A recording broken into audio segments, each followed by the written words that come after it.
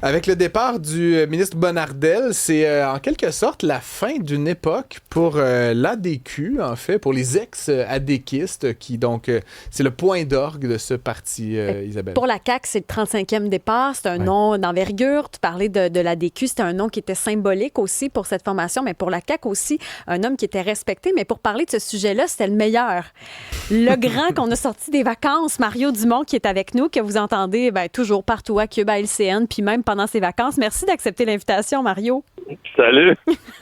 Qu'est-ce que ça représente pour toi, le départ de François Bonnardel? Ben, ça représente, c'est vraiment pour Mme Fréchette, je pense, la déception. J'entends votre angle sur la DQ, mais la DQ, c'est disparu il y a 16 ans, là, je veux dire, c'est plus vraiment un enjeu. Les gens ont pris une décision, tu sais, le parti a été fusionné. Il y en a quelques-uns qui n'ont pas embarqué avec la CAQ, d'autres ont embarqué avec la CAQ. Ça a été des décisions individuelles. Mais aujourd'hui, le coup, là, tu sais, il est pour Mme Fréchette parce que François Bonnardel, elle a quand même fait le choix de le renommer ministre, alors qu'il avait été exclu du Conseil des ministres avant. Et je pense qu'elle, je veux pas parler pour elle, là, mais je pense qu'elle avait compris que c'était un peu le deal là, qui se représentait, qui serait de la bataille électorale. Alors, ce que j'entends, c'est que dans l'entourage de Mme Fréchette, mettons, on est passablement sous le choc. J'allais dire aujourd'hui, eux le savent depuis déjà, ça fait un certain temps. Je crois comprendre, j'ai pas tous les détails, qui ont essayé de le convaincre. C'est-à-dire que son annonce, il leur a annoncé son intention de pas se représenter il y a déjà un certain temps, qu'on a reporté ce qu'on appelle une longue réflexion. C'est qu'on essayait de dire tu peux pas faire ça, tu peux pas faire ça, tu peux pas faire ça, tu peux pas faire ça, mais voilà qu'à mi-juillet, ça finit par se faire. Ça sera quoi le leg qu'aura laissé François Bonnardel pour la CAQ? Ben, ça a été vraiment un fondateur. Quand la CAQ a été fondée, tu avais François Legault qui avait une expérience de député, qui l'avait aidé, qui l'avait été, qui voulait revenir. Tu avais Benoît Charette, mais François Bonnardel, c'est un truc qui avait le plus d'expérience, qui a tout de suite pris des rôles.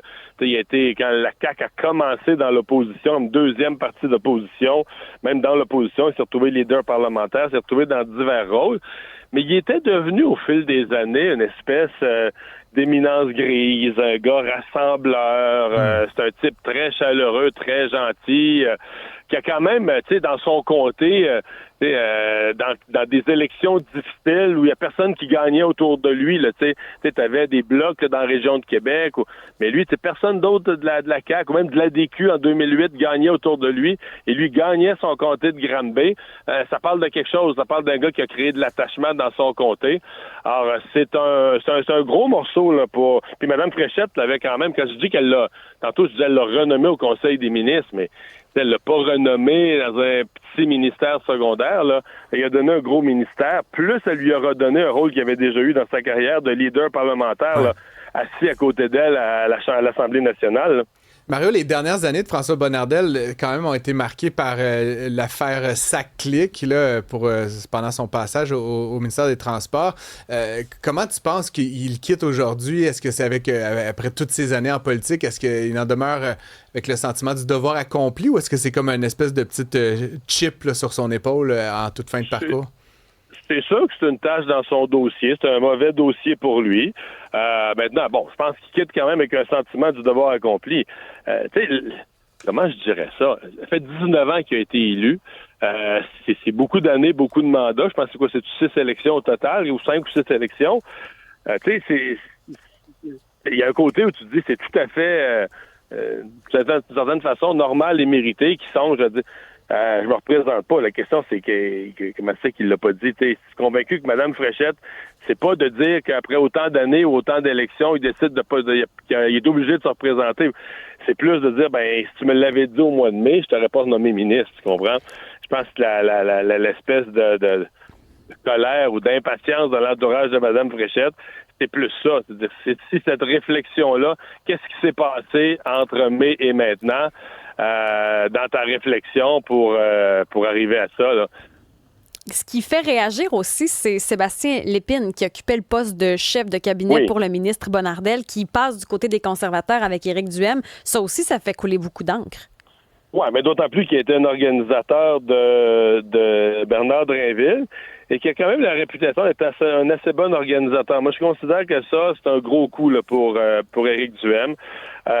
C'est quelqu'un qui a l'expérience, puis il n'a pas gagné dans la campagne de Bernard Drinville, il n'a pas gagné. Mais il a fait mieux que prévu, là. T'sais, on peut pas dire que c'est une campagne que le manager de campagne n'a pas bien mené, bien piloté. Alors, c'est quelque chose, je suis convaincu qu'Éric Duhaime a travaillé. Et j'ai hâte de voir quel rôle il va jouer exactement, jusqu'à quel point il va être proche dans la campagne d'Éric Duhaime.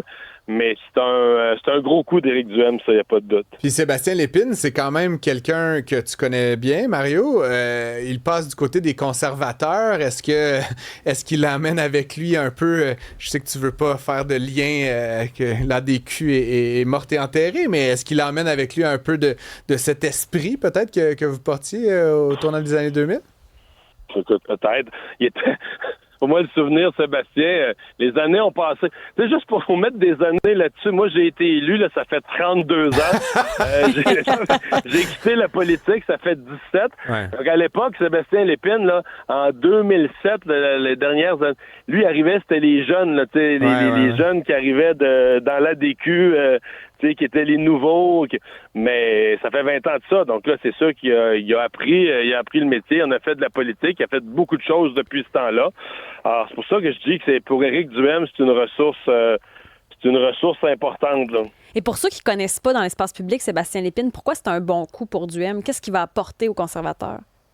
De l'expérience, puis c'est un organisateur, là, tu sais, c'est un organisateur de campagne. Et quand Éric Duhaime, tu sais, dit qu'il veut professionnaliser son équipe, tu sais, c'est quelque chose à piloter, là, une campagne de A à Z, dans 125 comtés, tout diriger ça, la tournée du chef. Fait que c'est quelqu'un qui peut aider.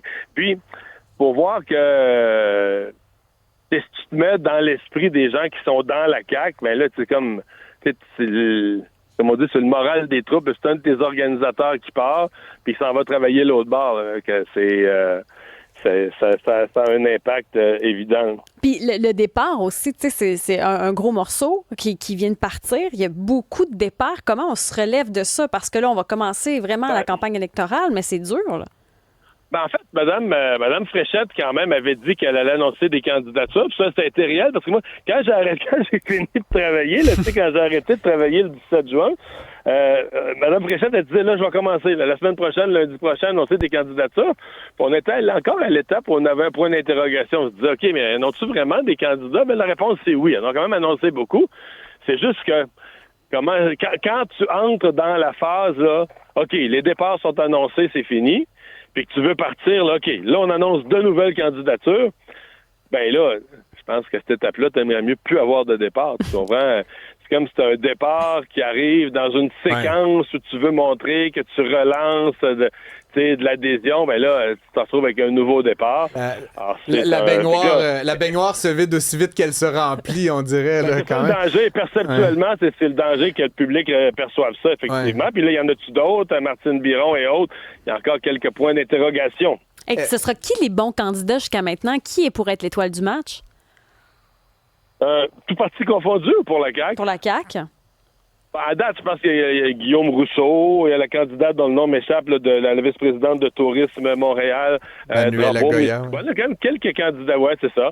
Quand même quelques candidatures intéressantes. On nous dit qu'il y en aura d'autres là, qui vont être annoncées. Quelques autres en région aussi. Mais à date, la palme, c'est parce que je pensais à la question, à date, la palme, c'est le PQ qui l'a, là, au niveau de recrutement de candidats. Puis c'est souvent, c'est plate à dire, là, je veux pas dire que... Mais tu sais, c'est quasiment toujours le parti qui est en avance d'un sondage l'année avant les élections qui finit par recruter les meilleurs candidats et qui ne gagne pas toujours les élections. Là. Moi, je l'ai déjà vécu. Là. J'étais en avance d'un sondage l'année avant les élections. J'ai recruté les meilleurs candidats. Mais, oups, tu sais, quand t'arrives... Les candidats, quand t'arrives à la campagne électorale, c'est une partie de l'équation. Oui, une bonne équipe. Mais il se développe une dynamique en campagne pour toutes sortes de raisons. On veut une chose, on veut pas une chose, on a peur de quelque chose, puis le vote part d'un côté. Puis les candidats, tu sais, des fois le parti gagnant, on a vu des candidats poteaux passer avec des partis gagnants, puis on a vu à l'inverse des excellents candidats battus parce que la campagne de leur parti allait pas Mais à date, là, si on a, pour moi, la palme du recrutement de candidats, c'est le PQ qui l'a, il n'y a pas de doute. Puis malgré, on parlait de la CAQ tantôt et des départs, malgré tout ça, c'est pas nécessairement la fin de la troisième voie non plus, parce qu'il y en a sur la messagerie qui nous disent ça, là, c'est la fin, le bateau coule. À ce moment-ci, on peut pas admettre mais ça. Évidemment, ça, c'est l'idée qu'il n'y a pas de troisième voie, puis c'est la fin de la troisième voie. C'est vraiment ce que poussent les gens du Parti québécois, puis je les comprends. Les gens du Parti québécois disent, et le raisonnement est simple, si on veut avoir un oui, ben il faut séparer le monde entre les oui et les non. Il faut leur dire, regarde, là, si tu veux sauver le français, faut que tu sois souverainiste. Si tu veux sauver le français, si tu veux être nationaliste, si tu veux défendre le Québec, il n'y a aucune autre façon, il faut être souverainiste. Tu divises le monde en deux comme ça, puis là, tu dis, ben en le faisant comme ça, j'espère que je vais avoir 51% de souverainistes. Mais bon, malheureusement pour eux, la vie est pas faite ainsi. Oui, puis la CAQ n'a pas nécessairement dit son dernier mot, Mario. Non, parce que quand même, Christine Fréchette, les derniers sondages du mois de juin, c'est quand même elle qui est en montée. Moi, je l'ai dit, je le répète, ça reste fragile parce que tu portes l'héritage d'un parti qui était là. Mais regarde, on a vu ce que Mark Carney a fait. Il portait l'héritage de Justin Trudeau, puis pouf, il s'est envolé avec le ballon, a fait oublier Trudeau. Fait que c'est une élection qui va être... qui va être passionnante à suivre que la prochaine. Oui, effectivement. Puis on va se retrouver... tout peut arriver, tu diras, mais quand même, il semble y avoir... plusieurs partis là, qui vont faire élire des 8, 10, 12, 15 possiblement députés. Mario, genre de fragmentation, en tout cas, moi, de mémoire, j'ai pas vu si souvent. Mais ça, c'est le problème qu'on a aujourd'hui. Tu as raison de dire que ça peut arriver, mais d'expérience, ça pourrait aussi ne pas arriver, parce que d'expérience, des fois, là, quand arrive l'élection, ça passe un bar. Des fois, en quelques jours, une semaine là, après le débat des chefs, oups, il y a un des partis qui prend la pôle. Fait que ça aussi, ce scénario-là est pas à exclure. Aujourd'hui, on a le portrait, t'as absolument raison, de quelque chose de très fragmenté. Mais est-ce que le scénario d'une espèce de que ce soit Fréchette, Milliard, Paul Saint-Pierre Plamondon, connaît, mettons, il va y avoir 3 débats, là, des grosses performances d'un débat, puis oups, tout à coup, là, c'est l'opinion vive, puis il y en a un qui ramasse tout. Ou peut-être pas tout, Québec mais solidaire forme le prochain gouvernement, soudainement, Mario. Hein? Ouais. Merci beaucoup, Mario Dumont. Merci, Mario. Bonnes vacances. Bientôt, bye. Pris du temps. Salut. Salut.